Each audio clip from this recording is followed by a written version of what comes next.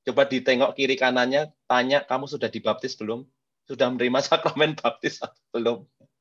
Itu ya seperti yang di Lucy tadi katakan, pertama kita menerima itu ya. Kalau udah tahu sakramen baptisnya apa, tanya namanya siapa, pelindung baptisnya siapa, gitu ya.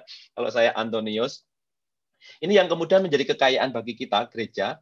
Allah menciptakan 7 hari dan kita diberi 7 sakramen, luar biasa ya. Jadi setiap hari itu diingatkan kita ya bahwa kita itu memiliki kekayaan yang luar biasa dari Tuhan. Dan pada kesempatan pagi ini saya akan memulai berkaitan dengan pembahasan dengan sakramen ini dari bacaan Kisah Para Rasul bab 2 ayat 35 sampai 40. Saya akan bacakan Kisah Para Rasul 2 bab 2 ayat 35 sampai 40. Duduklah sebelah kananku, sampai kubuat musuh-musuhmu menjadi tumpuan kakimu. Jadi seluruh kaum Israel harus tahu dan pasti bahwa Allah telah membuat Yesus yang kamu salibkan itu menjadi Tuhan dan Kristus. Ketika mereka mendengar hal itu, hati mereka sangat terharu. Lalu mereka bertanya kepada Petrus dan rasul-rasul yang lain, apa yang harus kami perbuat, saudara-saudara? Jawab Petrus kepada mereka, bertobatlah dan hendaklah kamu masing-masing memberi dirimu dibaptis dalam nama Yesus Kristus untuk pengampunan dosamu. Maka kamu akan menerima karunia Roh Kudus. Sebab bagi kamulah janji itu, dan bagi anak-anakmu, bagi orang yang masih jauh, yaitu banyak yang akan dipanggil oleh Tuhan Allah kita. Dan dengan banyak perkataan lain lagi yang memberi suatu kesaksian yang sungguh-sungguh. Dan ia mengecam dan menasihati mereka katanya, berilah dirimu diselamatkan dari angkatan-angkatan yang jahat ini. Demikianlah sabda Tuhan, syukur pada Allah. Jadi perikop dari Kisah Para Rasul bab 2 ayat 35 sampai 40 ini background-nya adalah situasi setelah peristiwa Pentakosta. Dan kemudian Petrus itu berkhotbah di hadapan jemaat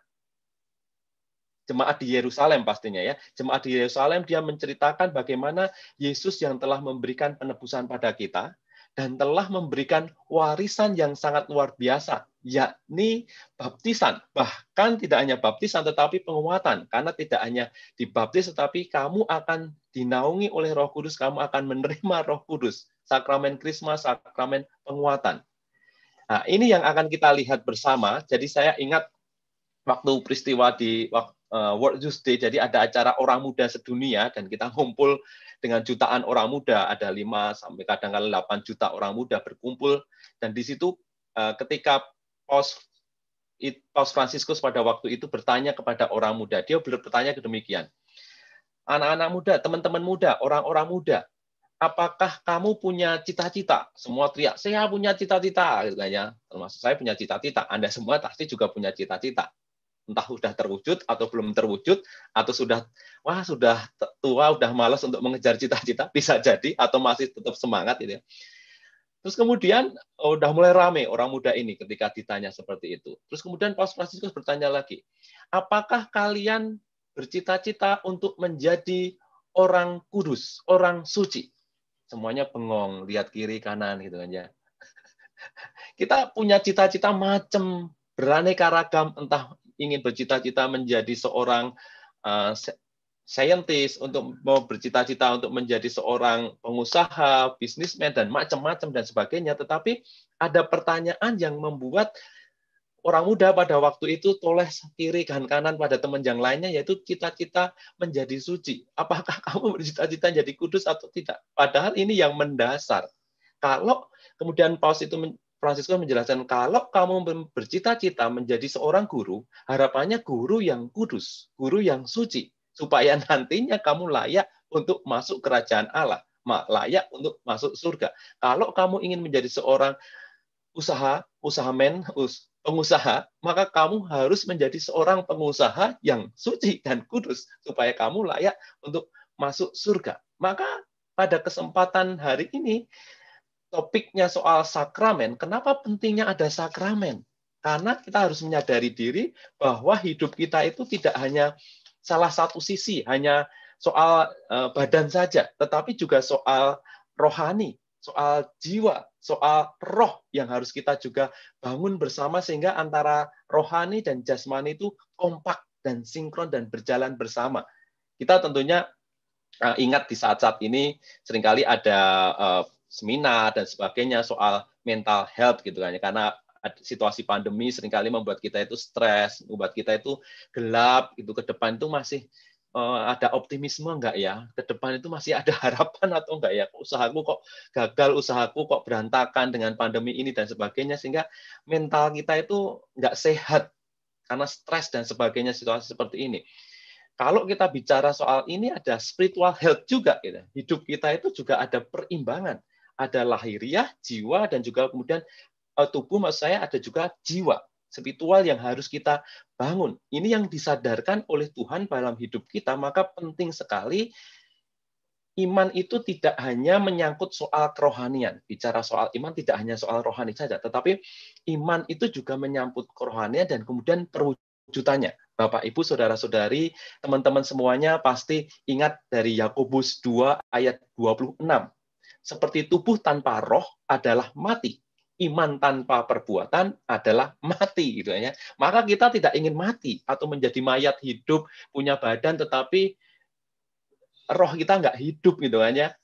Maka dua-duanya mari kita bangkitkan. Ada roh, ada badan kita yang kemudian mau kita sinkronkan. Antara roh dan kemudian badan itu nyambung, hidup semuanya. Dan kemudian kita bisa berkembang dan semakin bisa maksimal di hadapan Allah. Dan tadi, seperti yang diungkapkan oleh Paus Fransiskus, kita menjadi orang suci apapun profesi hidup kita. Itu yang harus kita tuju. Dan yang kedua, hal yang penting kenapa kita pelajari sakramen ini, atau kita punya sakramen ini, adalah bahwa kita itu diberi rahmat oleh Tuhan. Kalau saat-saat ini kita seringkali mendendangkan lagu, hanya debulah aku di alas kakimu Tuhan. Jadi debu itu udah kecil, seringkali tidak kelihatan. Kalau kena mata itu rasanya jadi merah dan sebagainya, baru kerasa gitu kan. Betapa kecilnya debu itu. Dan kemudian di dalam lagu itu dibayangkan juga di alas kakimu Tuhan. Gitu. Nggak penting banget gitu kan. Kita itu orang yang rasanya terlalu kecil dan nggak penting banget, bahkan di alas kakinya Tuhan gitu. Udah kecil, terus kemudian di alas kaki nggak kelihatan sama sekali. Di alas kaki itu tinggal dikebaskan aja hilang gitu kan ya, atau kemudian dicuci hilang, hanyut. Tetapi karena rahmat Tuhan, karena rahmat ilahi, kita itu menjadi begitu penting di hadapan Allah, sehingga Ia membawa kita, membantu kita, bahkan menolong kita dan menyelamatkan kita dalam setiap etape tadi hidup kita. Nanti akan saya jelaskan seperti yang Bu Lucy katakan, dalam setiap etape hidup kita itu ternyata ada sakramen yang membantu kita untuk kita itu bisa tetap hidup.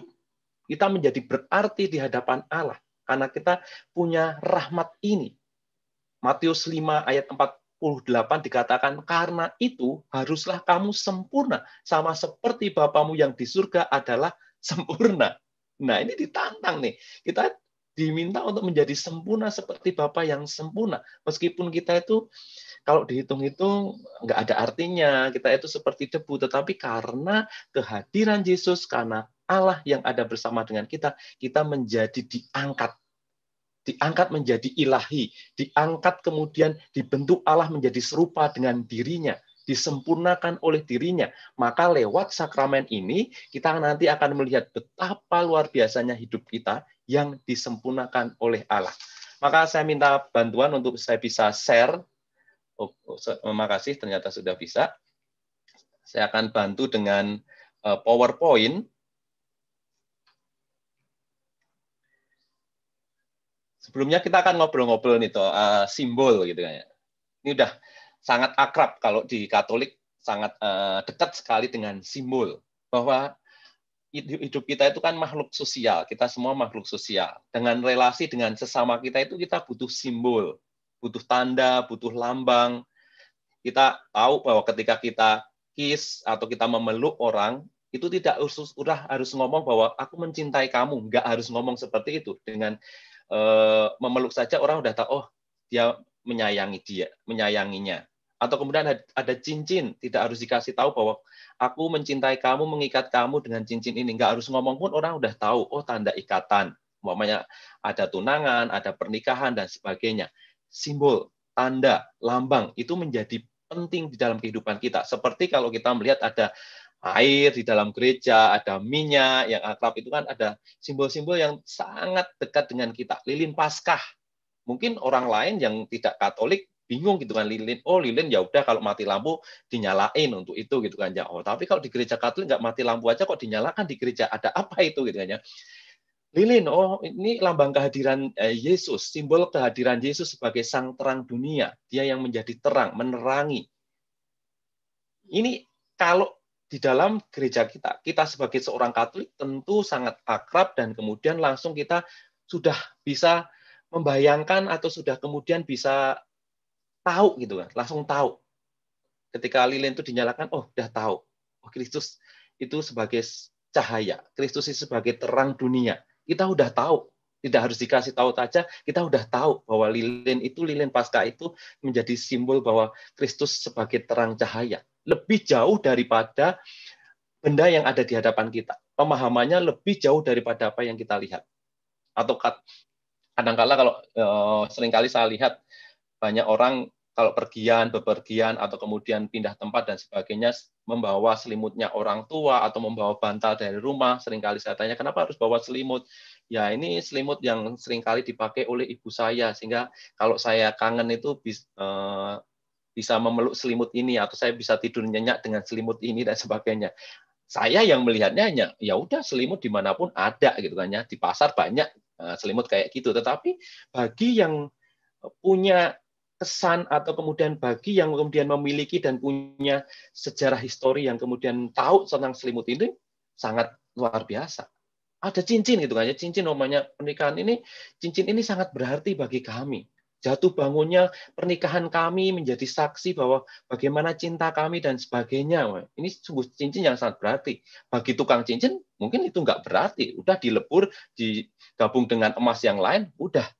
Tetapi bagi orang yang tahu persis makna simbol di balik itu akan sangat luar biasa. Karena ada penjelasan, ada kisah, ada yang kemudian kita membayangkan lebih besar daripada apa yang kita lihat saat itu. Bukan hanya sekedar lilin yang kita lihat, tetapi di balik itu ada suatu makna ilahi yang kami sadari, yang membuat kami semakin dekat dengan Dia. Itu penting. Ini yang perlu kita tahu, sehingga nanti ketika saya menjelaskan akan lebih jelas bagaimana sakramen ini akan sangat akrab dengan simbol. Nah, ini juga ada foto ketika saya ketemu dengan Paus Fransiskus. Waktu itu karena dibatasi gitu kan, dibatasi dengan protokol dan sebagainya. Ketika masih jaraknya 10 meter, itu tuh saya mengatakan pada Paus, I love you, tetapi saya pakai bahasa tubuh. Jadi saya diam aja, tapi saya menggerakkan badan saya, jari saya letakkan di dada saya, kemudian saya membentuk cinta, dan saya mengatakan you, menunjuk pada Paus ketika dia melihat saya, gitu kan ya. Terus tiba-tiba beliau itu tertarik dengan gerakan tubuh saya, dan kemudian menyeret saya, dan kemudian mengajak ngomong, dan kemudian memeluk saya. Saya dalam hati, apakah Paus Fransiskus ini melihat saya dikira bisu atau gimana gitu ya, sehingga pakai gerakan tubuh gitu kan. Tapi beliau kok terus ngajak ngomong dan sebagainya. Ini sesuatu yang mungkin orang lain nggak tahu gitu kan. Kenapa dengan gini orang udah tahu bahwa membahasakan dengan aku cinta padamu. Mungkin ada sebagian orang nggak tahu, tapi sebagian besar orang tahu. Ada simbol yang kemudian mau diungkapkan, yakni saya cinta padamu, dan kemudian bahasa itu ditangkap. Maka penting untuk melihat itu, kalau ada simbol di dubes itu menjadi wakil negara, kalau imam itu menjadi pewakilan dari Yesus sendiri, karena ada sejarah panjang yang kemudian Yesus mewariskan kepada Petrus dan kemudian ke murid-murid yang lain dan tabisan dan sebagainya, menjadi personanya Kristi sendiri, menjadi perwakilan Kristus sendiri dan sebagainya, maka ini menjadi bagian yang penting di dalam pemberian sakramen itu sendiri. Nah, nanti kita akan melihat ada soal berlutut, kenapa harus berlutut, simbol apa sih berlutut. Orang lain mungkin mengatakan berlutut, oh mungkin nggak bisa berdiri gitu kan ya. Tetapi kalau kita lihat, oh berlutut itu sebagai sembah sujud, sebagai bentuk penghormatan, kita mau berdoa lebih intens, menghormati Dia dan sebagainya, mengungkapkan relasi yang begitu mendalam dengan Allah dan sebagainya. Nah, ini yang gerak simbol-simbol yang seringkali orang lain tidak kita ketahui, tetapi kita sebagai orang Katolik harapannya tahu apa yang kita lakukan, apa yang kita lihat itu bahasanya lebih jauh daripada yang tampil yang di permukaan itu. Oke, ya. Jadi kesimpulannya soal simbol itu adalah mengungkapkan sesuatu kenyataan atau realita yang mendalam. Jadi ada realita yang jauh lebih kaya daripada apa yang kita lihat. Ada situasi ilahi yang kemudian kita tangkap dan membuat kita semakin dekat dengan Kristus itu sendiri. Kemudian kita pahami, kita terima, diakui, disertai kewajiban dan perjanjian. Tinggal itu ya, nanti kalau sakramen kan ada perjanjian gitu ya. Dipahami, diterima, diakui. Maka dulu ketika menerima sakramen itu ada pelajaran dulu, ada persiapannya dulu, sehingga ada penjelasan-penjelasan sehingga kemudian kita semakin memahami, oh simbolnya itu seperti ini, apa maknanya dan sebagainya. Nah, sekarang kita baru ngomong sakramen nih. Sakramen itu dari bahasa Latin, sacramentum, yang berarti menjadikan suci. Yang tadi rasanya kita itu kita itu debu gitu, nggak ada artinya di kalas kakinya Tuhan lagi. Apalagi nanti kalau jalan kena kotoran lagi. Jadi udah bau, debu gitu kan ya, nggak ada artinya rasanya dibuang-buang gitu ya. Tetapi karena kehadiran Allah, Allah yang mencintai kita. Nanti kalau kita lihat gerak dari perjanjian lama dan perjanjian baru, akan semakin kelihatan sekali betapa Allah yang mencintai kita. Maka ingin menjadikan kita itu suci. Bahkan sempurna seperti Dia yang sempurna, seperti Bapa yang sempurna. Maka sesuatu untuk menjadikan suci perlu tindakan kudus. Sakramentum artinya menjadikan suci, ada kata sacernya, kudus, tindakan kudus. Maka dalam pemberian sakramen itu adalah tindakan-tindakan kudus supaya kita menjadi kudus. Dan akhirnya kita semakin dekat dan semakin menjadi ilahi gitu kan ya, semakin disatukan dengan Allah sendiri. Yang mengungkapkan, menghadirkan, mengenangkan kasih dan kekudusan Allah bagi manusia. Jadi ini jadi ungkapan kasih Allah yang menghadirkan kasih Allah, mengenangkan kasih Allah dan kekudusan bagi kita manusia. Luar biasanya ini. Maka kita patut bangga dan bersukacita menjadi seorang Katolik karena Allah telah memberikan hal yang luar biasa. Sedang seringkali orang bertanya, ini sakramen ini sejarahnya gimana, Romo? Apakah yang awal mulanya gimana? Jadi yang pertama yang harus kita ketahui bahwa kehadiran sakramen ini bukan dari teori di buku terus kemudian dilaksanakan oleh Yesus, tidak. Tetapi pertama-tama adalah praktek yang dijalankan. Nanti kita lihat perikop-perikop yang menunjukkan sakramen-sakramen itu. Praktek yang dijalankan Yesus dan para murid yang kemudian dihidupi terus-menerus. Jadi bukan dari teori, tetapi dari praktek pelaksanaan yang dilakukan oleh Yesus dan para murid, dan kemudian dihidupi terus-menerus oleh gereja. Dan ditegaskan lagi dalam Konsili Trente di tahun 1545 sekian, itu bahwa sakramen ini adalah dari Kristus sendiri, dari Yesus sendiri yang memberikan sakramen itu. Mari kita perdalam berkaitan dengan itu ya. Nah, ini. Maka induk semua sakramen adalah Yesus.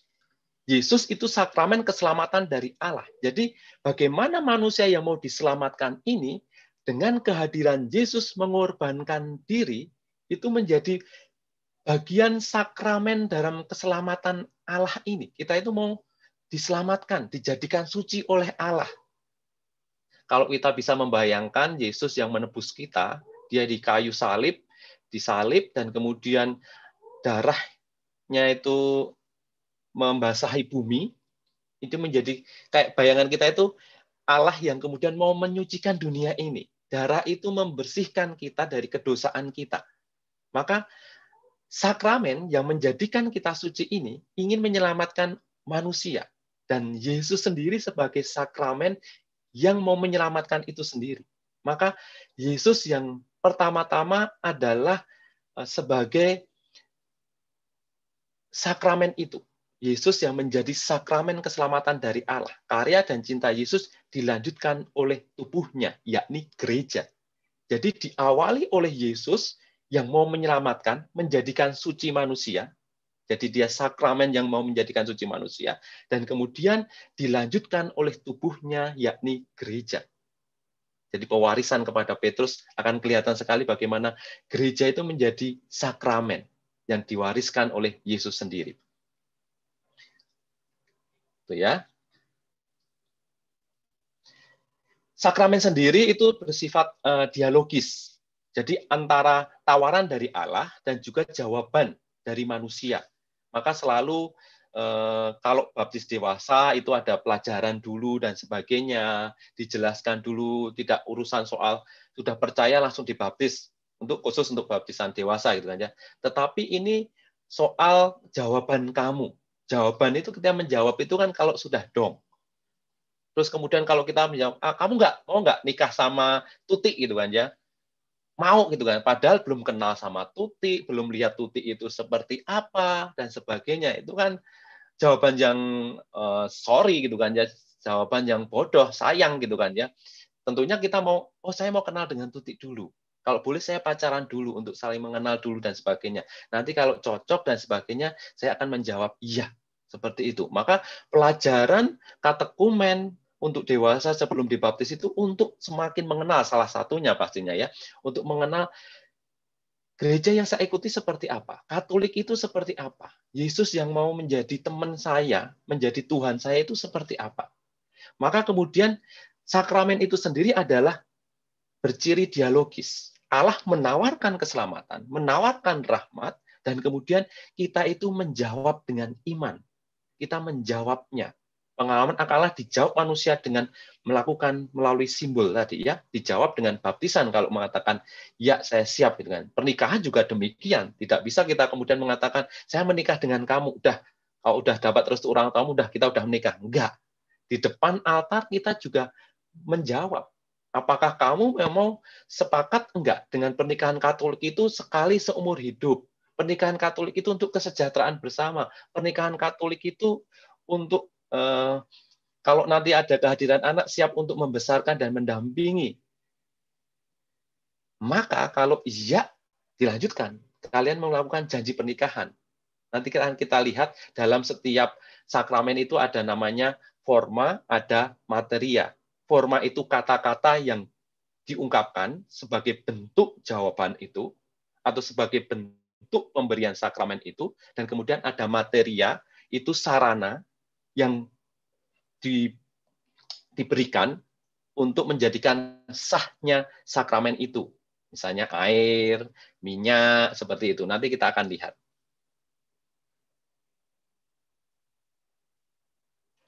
Ini contoh perjanjian lama dari dalam perjalanan kehidupan beriman kita sebenarnya ada banyak hal yang menjadi kekayaan kita. Di perjanjian lama itu kita mengenangkan kembali dan dihadirkan. Sangat kaya ketika malam Paskah itu kita akan dihadirkan kembali bahwa perjalanan umat beriman ini tidak hanya soal hari ini, tetapi perjalanan iman dari dulu, dari para bapak bangsa, dari Abraham, dari Musa, dan sebagainya, kemudian membawa pada kita perjalanan iman saat ini. Ia real present, dia real ada saat ini, dan menyertai kita dari awal kehidupan dunia ini. Dan kemudian di contoh di perjanjian baru kita juga akan lihat Yesus sebagai sakramen hidup dari Allah. Yesus mengatakan, Yesus menunjuk pada kehidupan bersama Allah, siapa yang melihat aku melihat Bapa. Jadi kalau kita lihat Yesus itu oh ini Bapa, karena Bapa dan Yesus sendiri adalah satu, Bapa dan aku adalah satu, Putra Allah, Yesus adalah wahyu Allah, dan sebagainya. Kasih Allah tetap dinyatakan dan mencapai puncak dalam diri Yesus. Dalam diri Yesus hidup bersama Allah diperoleh kembali. Nah, memang tadi ya, saya sudah tegaskan tadi, manusia menjadi tidak layak awalnya karena dirusak oleh dosa dan sebagainya, tetapi dengan kehadiran Allah kita semakin dilayakkan. Biar tidak terlalu panjang, kita bisa diskusi nanti, saya percepat saja. Nah, kita akan memasuki berkaitan dengan 7 sakramen. Kenapa sih kok gereja Katolik itu mendirikan sakramen, kok ada sakramen gitu kan ya? Kenapa Yesus kok membuat sakramen dan sebagainya? Ada beberapa alasan yang perlu kita lihat. Yang pertama, karena kita itu sebagai manusia itu kan ada keterbatasan. Harus kita sadari bahwa kita itu pemikiran kita, otak kita, dan kemudian daya tangkap kita itu kan ada keterbatasan.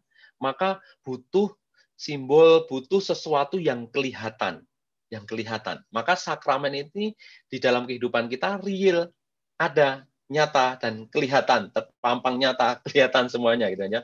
Maka butuh itu pertama. Yang kedua, manusia itu kan selalu menginginkan tanda sebagai pemenuhan janji. Ada tanda yang kemudian disertai, butuh tanda yang konkret yang bisa dilihat, dan tanda ini menjadi tanda yang diberikan oleh Yesus. Ekaristi, kita diberi tanda tubuhnya sendiri yang kemudian kita santap dan hadir dalam kehidupan kita. Sehingga kita menjadi semakin dekat dengan Dia, Dia hidup di dalam kehidupan saya, dan sebagainya. Manusia itu menginginkan suatu tanda memenuhi janji yang diberikan kepada kita. Kemudian ketiga, kita itu juga selalu butuh obat rohani demi kesembuhan jiwa dan raga kita.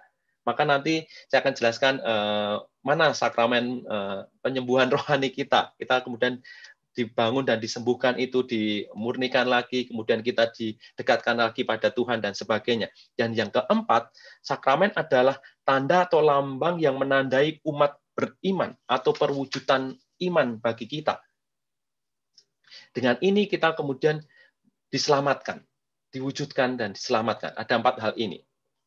Nah, ini ya, pertumbuhan hidup kita itu luar biasa, dari lahir sampai mau mati itu kita disertai dengan sakramen ini. Lahir, kita kemudian menjadi gabung bersatu dengan gereja, perlu kemudian diawali pertama-tama dengan baptisan. Maka kalau mau bergabung dengan gereja Katolik, kalau sudah meyakini dan kemudian mau beriman pada Kristus, baptis dulu, menjadi pintu masuk, diinisiasi dulu dengan baptis. Kemudian setelah lahir, kita itu kan tumbuh. Kehidupan beriman kita menjadi tumbuh, semakin mengenal, semakin dekat, semakin menghidupi, semakin menjadi bagian dari kehidupan kita menjadi kuat. Maka kita krisma, sakramen pendewasaan, atau kita didewasakan. Kita sudah siap diutus nih.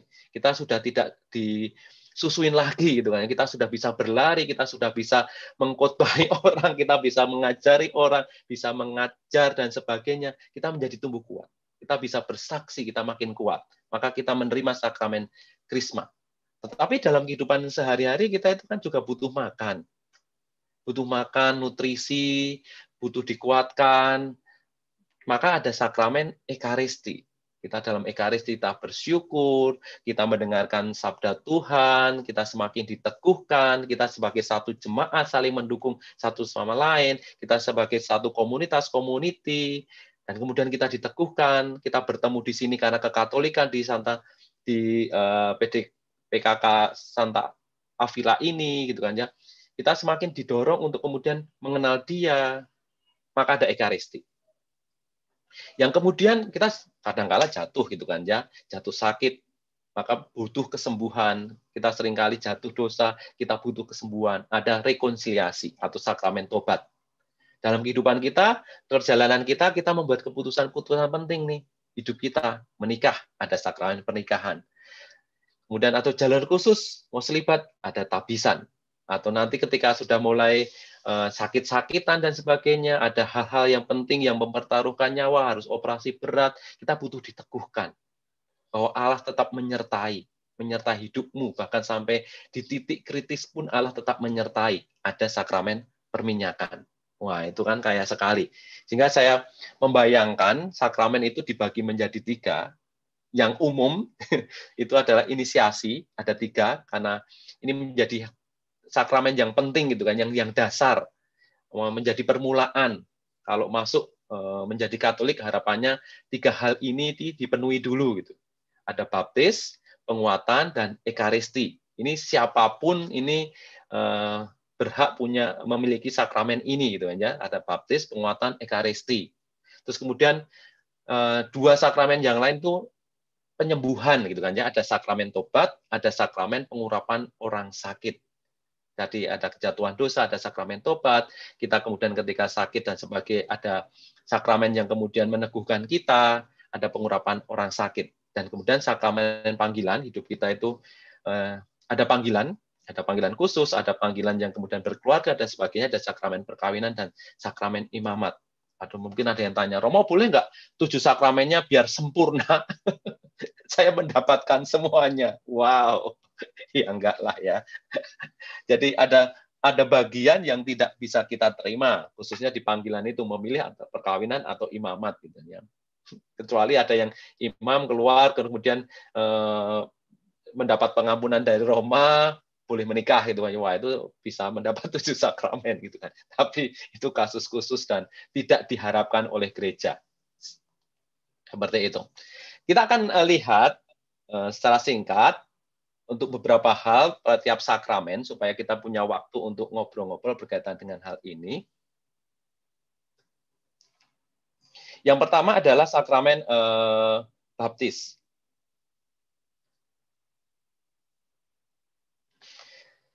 Sakramen baptis. Saya beri dari ayat Matius 28, ayat 19. Ini seringkali diulang-ulang dan diingatkan kepada kita. Karena itu pergilah, jadikanlah semua bangsa muridku, dan baptislah mereka dalam nama Bapa dan Anak dan Roh Kudus. Kelahiran kita secara rohani itu ditandai dengan sakramen pembaptisan. Jadi baptisan itu menjadi seperti kelahiran baru bagi kita. Kita diangkat dan kemudian kita itu mulai dalam kehidupan baru. Seperti Yesus ketika mau mulai karyanya, dia mendapatkan baptisan dari Yohanes Pembaptis, dibaptis. Yesus menjawab kepadanya, sesungguhnya aku berkata kepadamu, jika seorang tidak dilahirkan dari air dan roh, ia tidak dapat masuk ke dalam kerajaan Allah.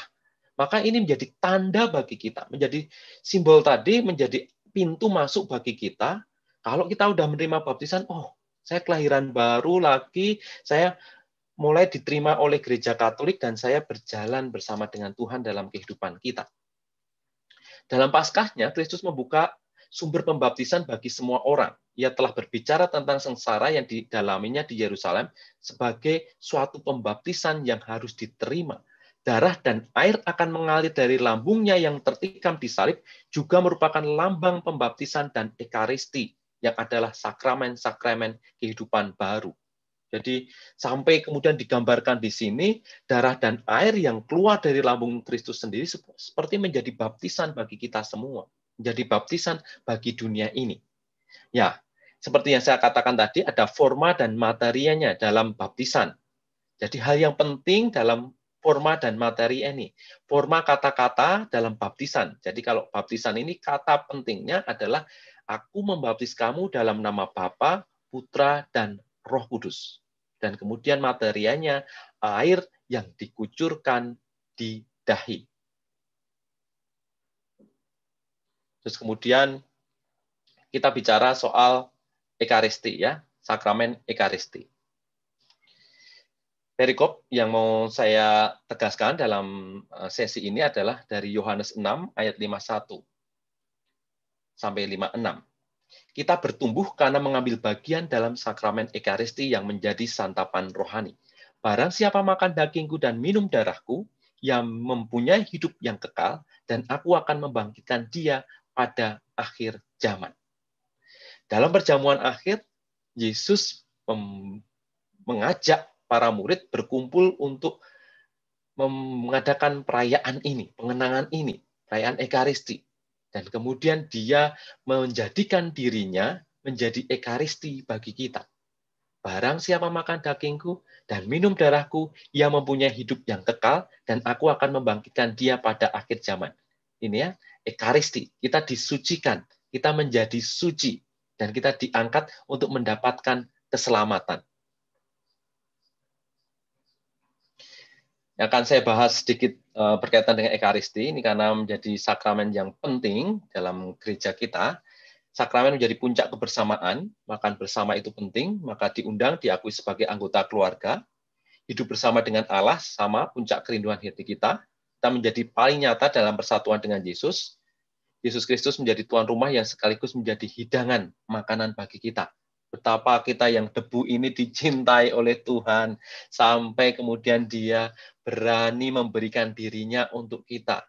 Maka ini kalau kita itu udah disayang gitu kan ya, disayang Tuhan benar gitu kan ya, sampai dia memberikan diri untuk kita. Udah tadi di awal kita diterima, disucikan dengan baptisan, lanjut kita dikasih makan, kasih makannya pun yang sangat sehat banget, yang penuh nutrisi, yakni dirinya sendiri berani untuk memberikan diri untuk kita. Kurang apa lagi gitu kan ya. Nah, ini beberapa istilah saja ya. Eucharisti itu dari kata Eucharisten, itu artinya puji syukur atas karya penyelamatan. Jadi kita yang telah diselamatkan tadi, dia sampai memberikan diri supaya kita selamat, kita menjadi suci, sakramen itu menjadikan kita suci. Maka perayaan syukur Ekaristi itu, kita berkumpul untuk bersyukur atas karya keselamatan yang diberikan Tuhan.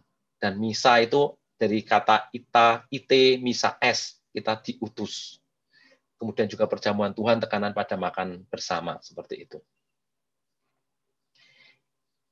Ini ya.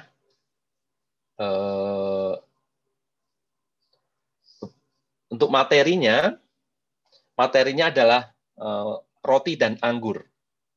Jadi kalau kita orang Katolik mungkin langsung ada roti dan anggur, langsung klik, oh Ekaristi gitu kan ya. Orang yang mungkin beragama lain bingung gitu kan ya, kok di Katolik ada roti dan anggur, ngapain gitu kan ya. Pernah juga Menteri Agama gitu kan juga kaget juga gitu, oh ternyata dalam ibadahnya Katolik itu butuh anggur ya, baru tahu gitu kan ya. Nah, baru tanya anggur untuk apa dan sebagainya, karena orang nggak tahu gitu ya. Tetapi kalau kita Katolik pasti udah tahu roti dan anggur. Oh, misa, Ekaristi seperti itu ya. Formanya, kata-katanya adalah inilah tubuhku yang diserahkan bagi kamu, perbuatlah ini menjadi kenangan akan aku. Jadi kata-kata Yesus itu menjadi formanya. Jadi kalau baptis tadi formanya adalah aku baptis kamu dalam nama Bapa, Putra, dan Roh Kudus. Materinya air. Gitu kan ya. Kalau Ekaristi, materinya roti dan anggur. Formanya inilah tubuhku yang diserahkan bagi kamu, dan seterusnya. Ketiga, sakramen penguatan. Kita diteguhkan oleh Roh Kudus dan menjadi dewasa dalam iman melalui sakramen penguatan. Ini kita akan lihat penegasan dari Kisah 1 bab ayat 5. Kisah bab 1 ayat 5. Sebab Yohanes membaptis dengan air, tetapi tidak lama lagi kamu akan dibaptis dengan Roh Kudus. Kita melihat Yesus ketika sudah meninggal, selama 40 hari itu kan menampaki terus para murid dan memberikan peneguhan. Dan menegaskan bahwa engkau akan kuberi Roh Kudus. Engkau akan disertai oleh Roh Kudus. Jadi dibaptis dengan Roh Kudus. Dengan krisma ini kita dikuatkan, Roh Kudus hadir dan kemudian mendewasakan kita, menyertai perjalanan hidup kita. Maka krisma ini bertujuan untuk menguatkan dan meneguhkan materi Roh Kudus yang telah diberikan kepada umat Katolik setelah pembaptisan. Jadi kita ada kesempatan, kita udah belajar nih jadi Katolik, udah masuk Katolik, terus kemudian kita udah makin dewasa enggak? Makin kemudian kita beriman, makin kemudian kita bisa berlari enggak? Kita semakin kemudian mantep enggak? Sudah semakin tahu enggak? Semakin hidup menjadi Katolik ini menjadi kehidupan yang kita jalani enggak? Dan sebagainya. Maka di krisma, di penguatan ini ada pembersihan, penyembuhan, dan kemudian tanda penobatan. Ya, soal pengurapan ini ada beberapa hal seperti yang diungkapkan oleh Santo Petrus mengatakan bahwa Yesus dari Nazaret diurapi pada waktu ia dibaptis di Sungai Yordan. Jadi ditandai dengan kehadiran Roh Kudus dalam bentuk burung merpati dan sebagainya ya. Forma dalam sakramen penguatan ini adalah perkataan dari pelayan sakramen ketika mengatakan semoga, ini uskup ya yang memberikan, semoga dimaterai oleh karunia Roh Kudus. Kemudian uskup itu mengoleskan minyak krisma dalam bentuk salib, tanda salib maksud saya ya. Materinya adalah pengurapan dengan minyak krisma di dahi. Jadi ada kata-kata, ada bentuk fisik yang diberikan. Kalau ini minyak diberikan di dahi, membentuk tanda salib gitu kan ya. Seperti itu. Sekarang kita sakramen tobat rekonsiliasi. Dari perikop Yohanes 20 ayat 22 sampai 23. Dan sesudah berkata demikian, ia menghembusi mereka dan berkata, terimalah Roh Kudus. Jikalau kamu mengampuni dosa orang, dosanya diampuni. Dan jikalau kamu menyatakan orang dosanya tetap ada, dosanya tetap ada. Maka sakramen ini menjadi sakramen penyembuhan, sakramen pendamaian, rekonsiliasi. Pendamaian hidup kita menjadi orang yang mengalami hidup lebih baru, lebih baik lagi, orang yang mau bertobat. Dosa terutama pelanggaran terhadap Allah. Meskipun kita sudah Katolik, sudah dibaptis, kita sudah menerima krisma, kita sering merayakan perayaan Ekaristi, tapi kita ternyata jatuh juga dalam kedosaan. Tetap Allah menolong. Allah tetap ingin menjadikan kita itu suci, sakramen. Maka diberikan sakramen tobat. Dosa terus menjadi pelanggaran. Maka ada pertobatan itu. Sakramen ini dalam kategori sakramen penyembuhan seperti yang saya ungkapkan tadi, adalah penyembuhan untuk iman dan kehidupan rohani kita. Dengan demikian, setiap orang yang sudah dibaptis lalu melakukan dosa kembali, maka perlu bertobat atau menerima sakramen tobat ini. Dan pada akhirnya, hal ini kembali mengingatkan Yesus akan pelayanannya semuanya dipusatkan untuk pengampunan dosa yang menyelamatkan umatnya dari dosa mereka. Ya, formanya adalah perkataan absolusi dari imam. Formanya, kata-katanya. Jadi ketika sudah mengungkapkan dosanya, sudah kemudian doa tobat, imam itu ketika mau memberikan berkat, ada kata-kata yang didoakan. Mungkin kalau Bapak Ibu jeli mendengarkan gitu kan ya, Romo itu akan mengatakan Allah Bapa yang Maha Murah telah mendamaikan dunia dengan dirinya dan sebagainya, maka saya melepaskan saudara dari dosa-dosa saudara. Dalam Bapa, Putra, dan Roh Kudus. Nah, ini formanya itu ya. Terus kemudian materianya adalah sakramen pengakuan dosa itu sendiri, yakni tindakan dari orang yang berdosa datang ke imam mau menjalani pengakuan dosa. Dan materi yang langsung adalah tindakan peniten yang mau mengakui dosa dan menyesali ini. Kemudian materi yang lain yang tidak langsung adalah dosa itu sendiri yang dihancurkan atau diampuni. Jadi formanya kata-kata yang didoakan oleh imam ketika akhir, dan kemudian materianya adalah tindakan mau bertobat, dan kemudian dosa yang sudah diampuni itu. Kemudian kelima, sakramen imamat tabisan. Ini khusus di Matius 19:12 itu dikatakan ada orang yang tidak dapat kawin karena ia memang lahir demikian dari rahim ibunya, dan ada orang yang dijadikan demikian oleh orang lain, dan ada orang yang membuat dirinya demikian karena kemauannya sendiri, oleh karena kerajaan surga. Siapa yang dapat mengerti, hendaklah ia mengerti. Ini memang menjadi bagian khusus dalam sejarah keselamatan. Umat Kristiani selalu mempunyai imam-imam sebagai perantara Allah dan umatnya. Para imam ini mempersembahkan kurban untuk memulihkan dosa manusia dalam ibadah atau karya-karya lain. Jadi ditabiskan untuk pelayanan suci. Imam adalah bagian dari umat Allah yang terpanggil untuk melanjutkan misi penyelamatan Yesus di dunia. Di samping itu juga, pemberian sakramen ini hanya boleh dilakukan oleh uskup sebagai wakil dari paus. Jadi yang hanya boleh memberikan adalah uskup yang boleh mentabiskan. Formanya adalah doa dari uskup yang menabiskan, yang memohon dan menyalurkan curahan Roh Kudus kepada dia yang ditabiskan. Materianya dengan menumpangkan tangan oleh uskup dan pengurapan minyak di tangan. Jadi minyak ya yang materianya. Kemudian sakramen perkawinan. Saat Allah menciptakan dua manusia sebagai pria dan wanita, Allah juga menciptakan perkawinan. Dengan kata lain, Allah telah menciptakan manusia didorong oleh kasih yang memanggilnya untuk mengasihi sesamanya. Perkawinan dapat dipahami sebagai salah satu panggilan yang mendasar bagi manusia. Maka ini menjadi peristiwa yang sangat penting. Maka menjadikan suci perkawinan itu, maka dengan sakramen perkawinan. Dengan kata lain, kasih dalam perkawinan halulah kasih yang diwarnai oleh iman. Selain itu, umat Katolik hanya boleh menerima sakramen perkawinan sekali seumur hidup.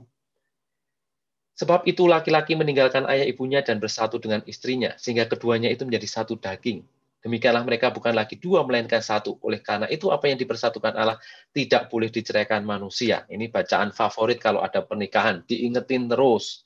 Meskipun sudah diingetin seringkali, orang masih tawar gitu kan ya, Romo kok pasangan saya sekarang kok kayak gini gitu kan ya, boleh nggak cari gantinya gitu. Karena pada sejak awal bacaan favoritnya ini gitu ya, yang sudah dipersatukan Allah tidak boleh diceraikan manusia. Materinya, sakramen yang menandai rahmat Tuhan adalah pemberian diri pria dan wanita yang bebas tanpa paksaan. Jadi materinya adalah pasangan itu, pria dan wanita itu sendiri yang hadir mau menerima sakramen itu tanpa ada paksaan. Jadi kalau pernikahan itu tidak boleh dipaksakan, sukarela. Tidak ada perkawinan dijodohkan. Formanya, perkataan janji setiap pasangan tersebut untuk tetap saling mengasihi satu sama lain.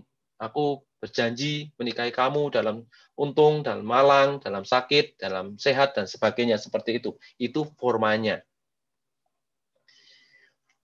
Sekarang yang terakhir itu sakramen pengurapan orang sakit. Sejak manusia pertama jatuh ke dalam dosa di Taman Eden, penderitaan dan penyakit menjadi salah satu pengalaman universal yang wajib dialami oleh setiap manusia. Jadi kita itu hal yang lumrah, biasa, orang mengalami sakit itu menjadi bagian dari kelemahan manusia, menjadi kelemahan kita, kelemahan raga kita. Tetapi dalam kelemahan raga itu, Allah itu tetap menyertai dan menjadikan kita itu tetap suci dan kemudian ditemani oleh Allah itu.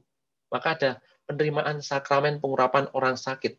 Kalau ada seorang di antara kamu yang sakit, baiklah ia memanggil para penetua jemaat supaya mereka mendoakan dia. Didoakan, didukung, Allah itu tetap menyertai dan sebagainya. Dalam perjalanannya, Yesus juga telah mengampuni banyak orang, menyembuhkan orang sakit, mentahirkan orang kusta, menyembuhkan orang lumpuh, dan sebagainya. Maka penyembuhan dan penyelamatan ini menjadi penting dan diteruskan oleh gereja dalam sakramen, khususnya sakramen pengurapan orang sakit.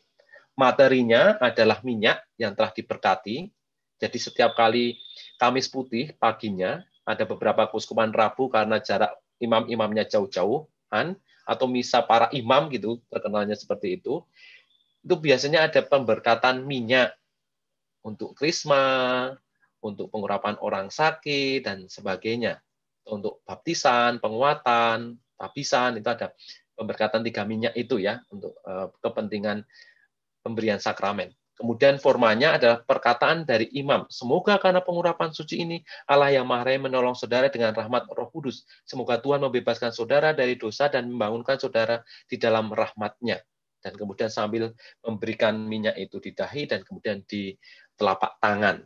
Itu pemberian pengurapan orang sakit.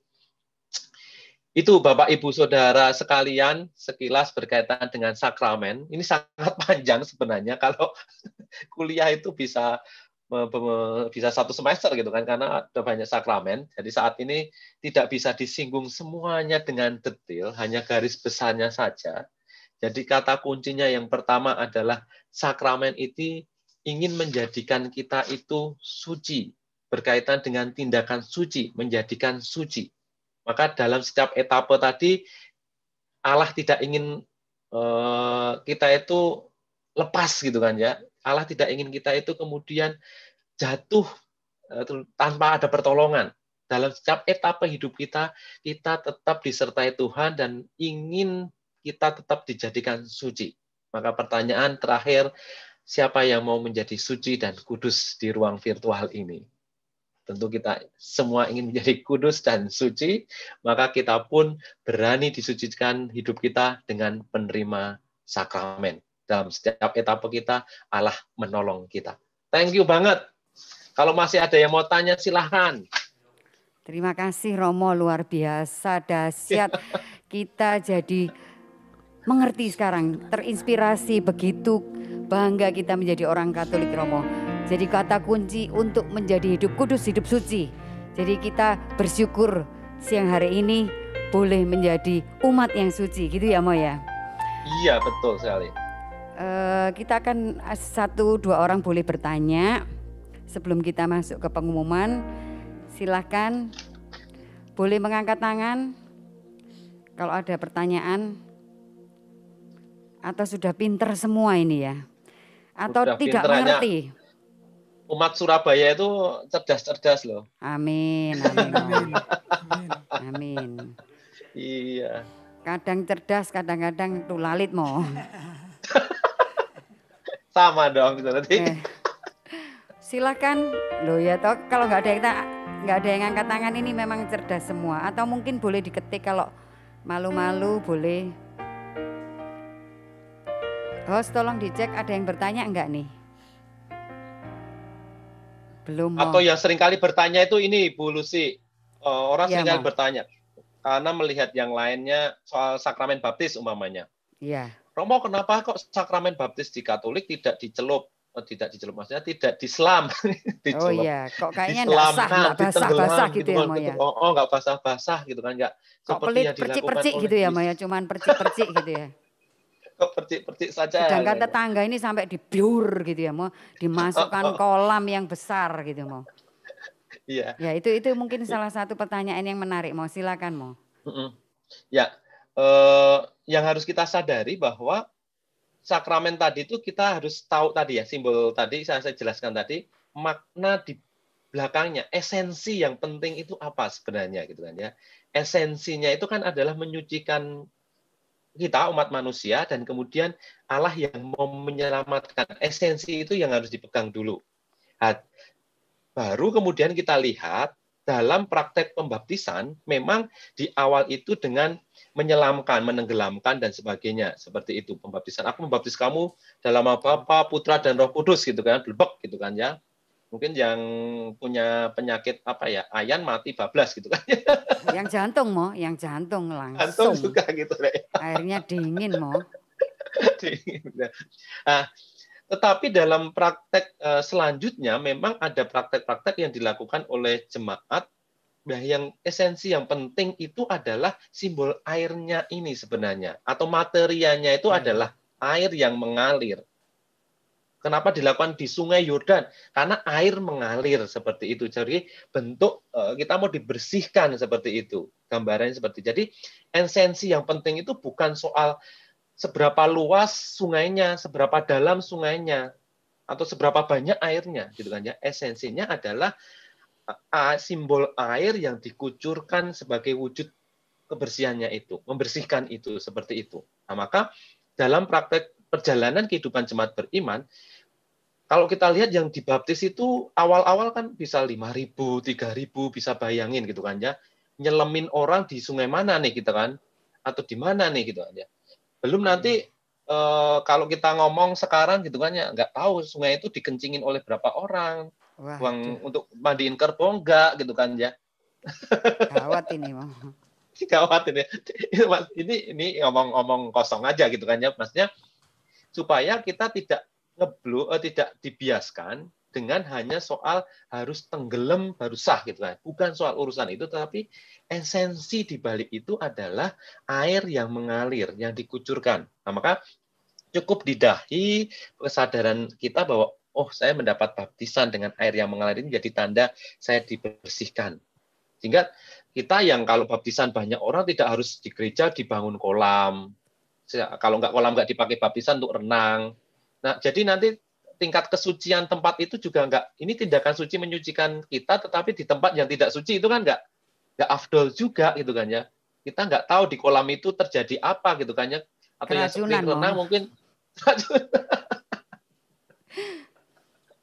Nah, ini yang harus kita maknai juga, harus kita lihat. Kalau nanti ada yang bertanya, kok kalian nggak baptisnya nggak asik gitu kan, nggak sampai direndam-rendam gitu kan, ya nggak basa-basa. Nah, mungkin bisa menjawab. Yang penting adalah esensinya, makna di balik itu, yakni air yang mengalir, materianya air yang mengalir, formanya adalah kata-kata aku membaptis kamu dalam Bapa dan Putra dan Roh Kudus. Oke, gitu kan. Ya, ini ada Itu lagi pertanyaan yang menarik, mau tadi saya juga sudah mau tanya ini. Sakramen perminyakan. Orang itu kan kebanyakan kalau sakramen perminyakan itu aduh sudah mendekati ajal atau sudah mau meninggal gitu kan. Padahal pengalaman pribadi saya ketika mama saya sakit itu pokoknya ada Romo, saya bilang Romo kasih perminyakan. Loh, kemarin sudah ya Bu ya, bulan lalu Romo. Oh ya enggak apa-apa, bulan ini saya kasih lagi. Saya malah merindukan untuk sering.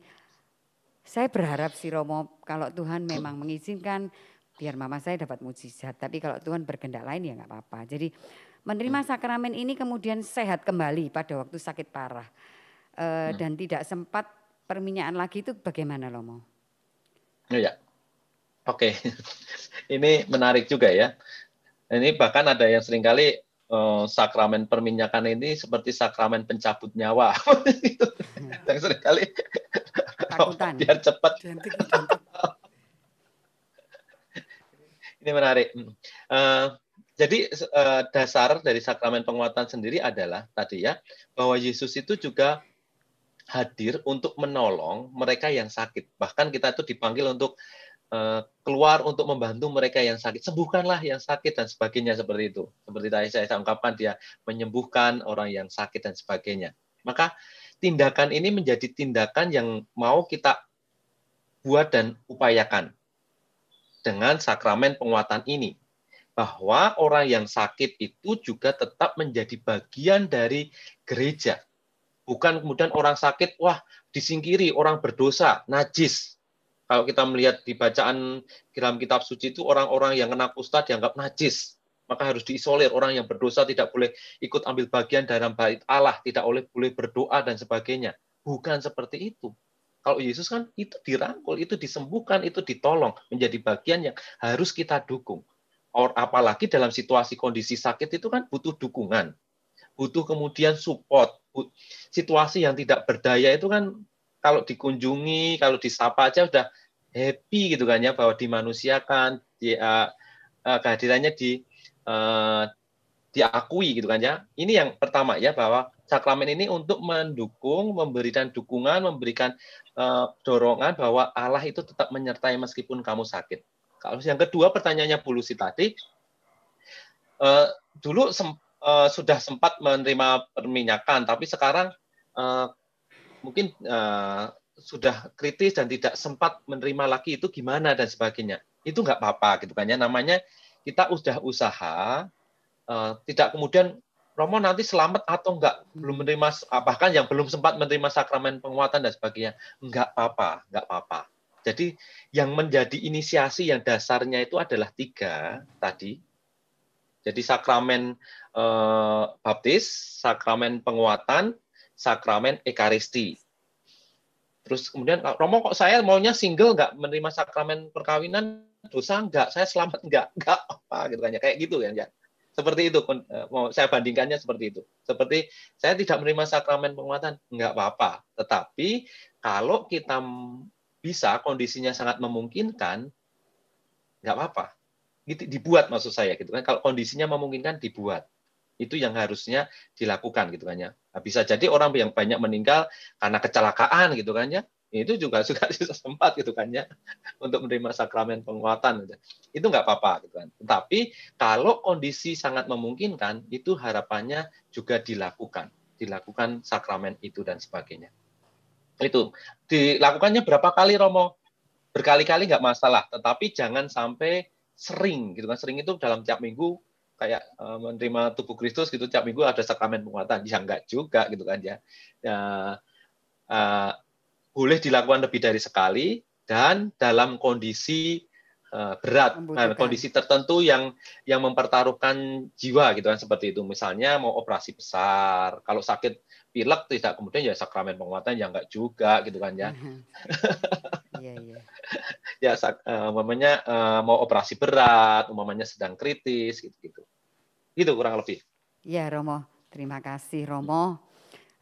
Jadi sekali lagi Bapak Ibu, Sobat Avila yang terkasih, sakramen ini adalah luar biasa.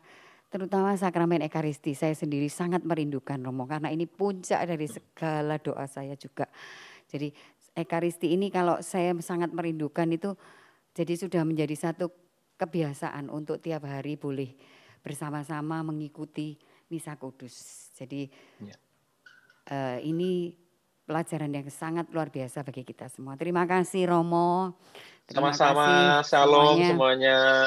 Sehat semangat semuanya. Amin, amin.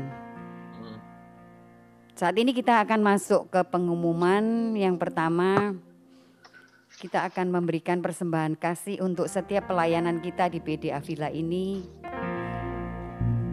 Kita memberikan yang terbaik buat Tuhan.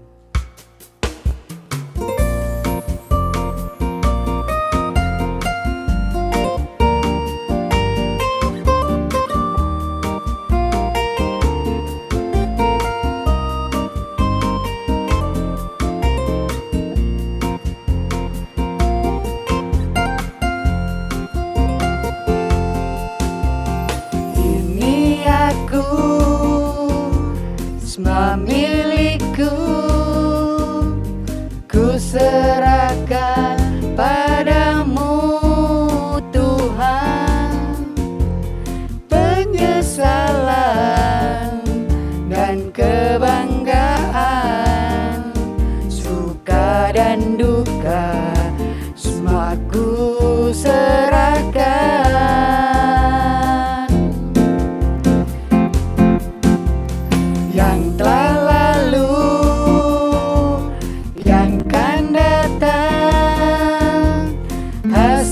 Dan harapan yang terbayang, masa depan dan rencanaku, semua ku serahkan dalam tanganmu. Ku persembahkan, ku persembahkan hidupku kepadamu Tuhan, untuk kemuliaan-Mu ku berikan hidup ini sebagai persembahan yang berkenan padamu. Ku berikan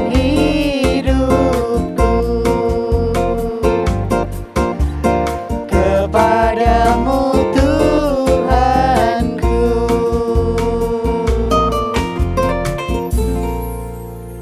Kemudian pengumuman yang kedua adalah ikuti terus serial Rujak Manis. Jadi Rujak Manis ini Romo menjelaskan, umatnya mengerti sekarang ya. Jadi jangan pernah lewatkan setiap Sabtu jam 10. Rujak manis ya. Ya, jadi ini paling kesukaan Keren saya, Mo. juga istilahnya.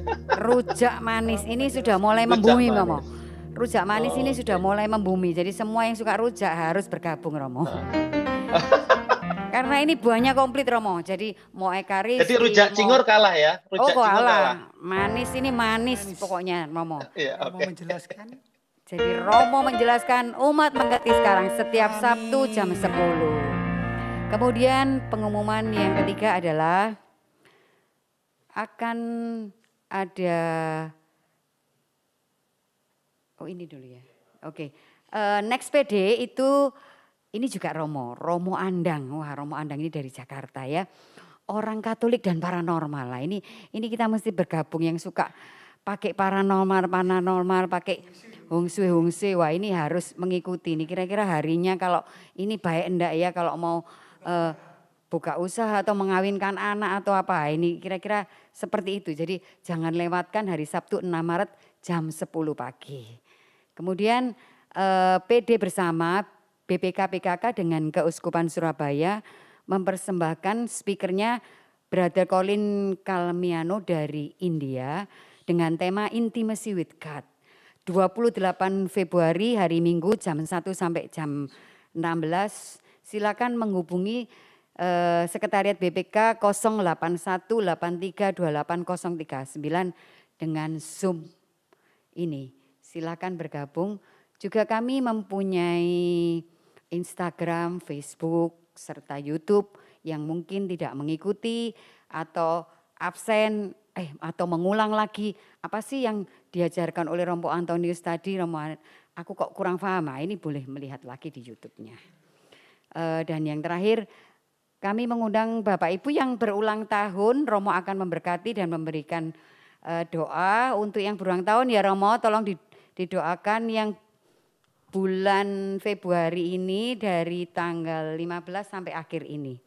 Silakan boleh mengangkat tangan. Enggak jauh-jauh Romo, ini sebelah ini Romo, ulang tahun. Makanya saya langsung silakan mengangkat tangan, saya langsung angkat tangan ini. Langsung ini ya. Iya. Silakan loh, masa saya sendirian. Halo. Nanti dapat hadiah loh ini. Panitia hadiahnya apa ini? Masa sepeda lagi? Sepedanya sudah dikirim ke Bu Jessica ini. Sepatu roda hari ini. Oh iya, kebetulan mungkin saya aja mau. Oke. Oke, mau terima kasih.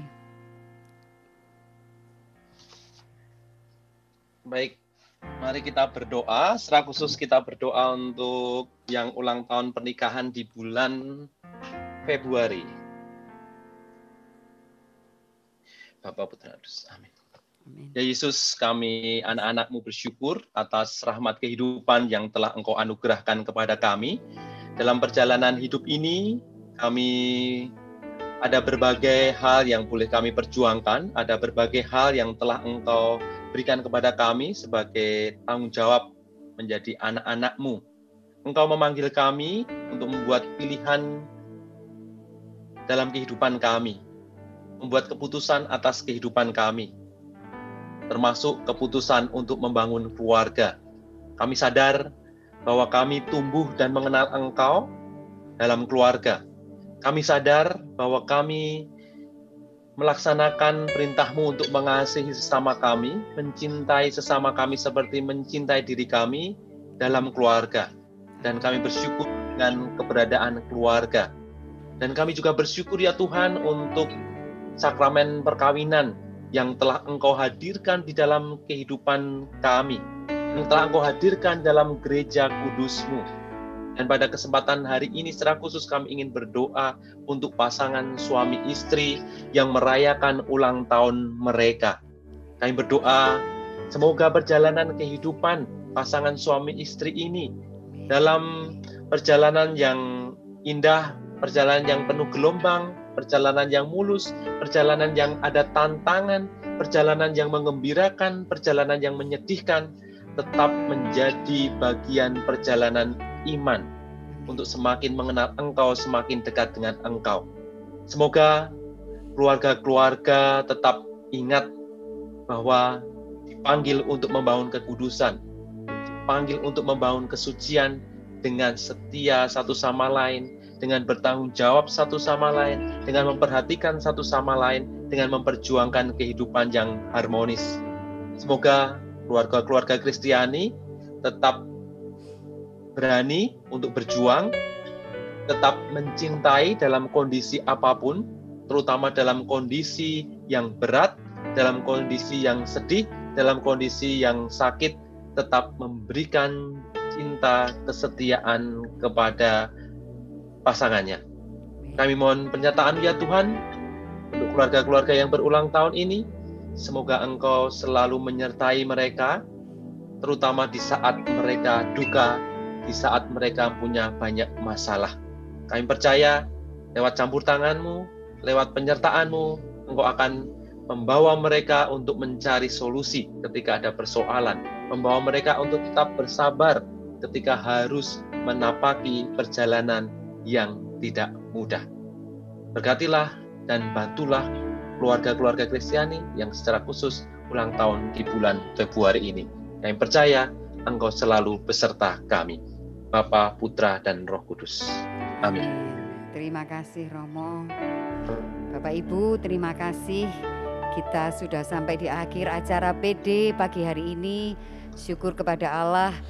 Kita terus percaya bahwa Allah kita dahsyat, Allah kita luar biasa, Allah kita ajaib. Kita mau tutup PD ini dengan pujian Aku Percaya. Sampai jumpa Sabtu depan. Tuhan Yesus memberkati.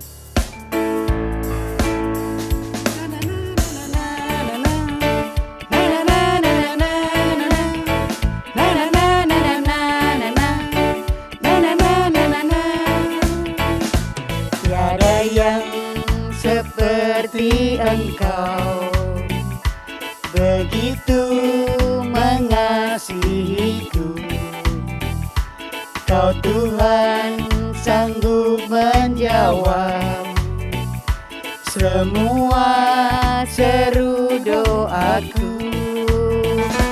Tiada yang seperti Engkau, begitu mengasihiku. Kau Tuhan sanggup melawat seluruh kehidupanku. Aku percaya Tuhanku ajar, Kau turun tangan memulihkanku. Aku percaya Tuhanku dahsyat, Kau turun tangan memberkatiku. Aku percaya Tuhanku ajar, Kau turun tangan memulihkanku. Aku percaya Tuhanku dahsyat, Kau turun tangan memberkatiku. Kau turun tangan memberkatiku. Kau turun tangan memberkatiku. Terima kasih. Sampai jumpa Sabtu depan. Tuhan Yesus memberkati. Terima kasih Romo.